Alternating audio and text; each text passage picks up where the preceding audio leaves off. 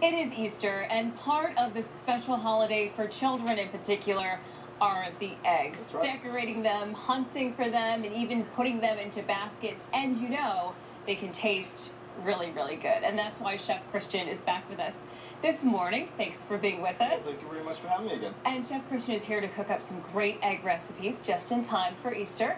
And it looks great, it smells great. Let's begin with this. What is it? Okay, well, this is a typical Venezuelan dish, and as soon as I thought of eggs, this is like my go-to dish. Okay. So it's called huevos perico, which translates into parrot eggs, but it's not made of parrots. It's just referring to the color in the eggs. Has pretty color. Nice and colorful. And then we're going to make something called arepas, which are fried corn cakes. Okay, and what do we do first? What do we need? Okay, so the first thing we do, I have a hot pan going here. Okay. Just going to put some olive oil in here, just a couple of swirls. Okay. And then I have some tomato with garlic. All right, easy enough so far.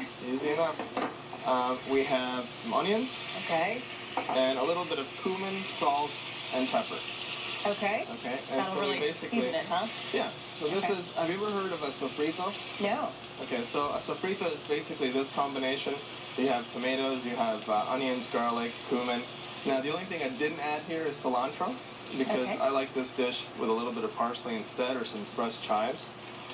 Okay, so basically, you know, we're going to do this the fast forward way. Yes. Okay, so we would cook this down for about 5 to 7 minutes or so. But I'm just going to add the eggs right in there. And he has some special technique with cracking these eggs. Did you see that? No, I don't. Yes, you do. You don't do the edge, right? Oh, that's right. So basically, if you do them on the edge, you'll get eggshells inside the egg. Okay, but if you do them on a flat surface, then you know you don't get any shell inside, and you get a nice clean break. That wouldn't happen if I did it on a surface. Okay, so we put 6 eggs in there, and basically just going to scramble them. Okay, 6 eggs. 6 eggs. That's right. And you can see the recipe online. It'll have all the measurements on it. All right. Okay, and then this is what we end up with. Okay, nice huevos perico. Oh, that looks great. Now, for the corn cakes, they're traditionally fried. Okay. But usually I like to keep the calories down and keep the fat down. You do? Why? This is the dough. Just kidding. This is the dough right here. And so I have an actual arepa maker. I bought this online. So what you do is just, you know, you put the dough in there, you close it, and you need very little oil. Now, if you don't have a maker, an arepa maker, can you just use a pan or some sort of you would just griller? Fry it in a pan or a deep fryer. Okay. Then I'm going to show you how to take the dough out of an arepa. Basically, what you do is you just take it, you cut it open like a clam. You scoop out the inside, and there we go. And then you fill it with the huevos. Okay, so this is fancy. What do you have here, Chef? Yeah, I've come up with all sorts of different ideas that you can do with hard-boiled eggs. Okay, so these first ones over here are actually just regular deviled eggs stuffed with Norwegian smoked salmon. So really good. Pretty.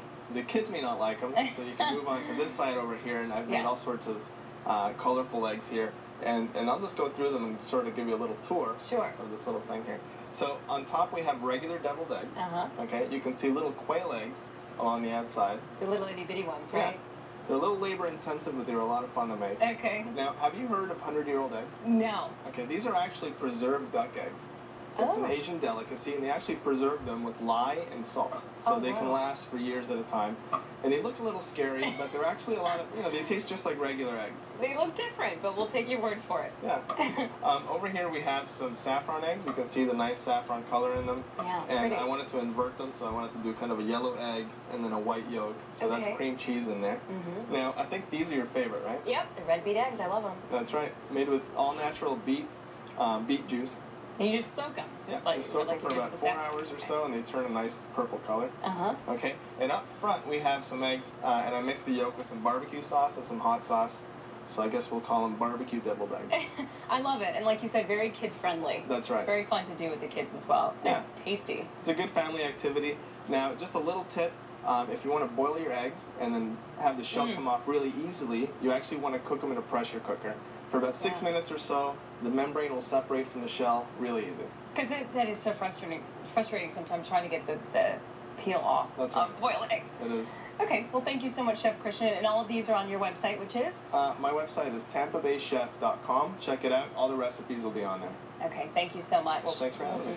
No problem. We'll be right back.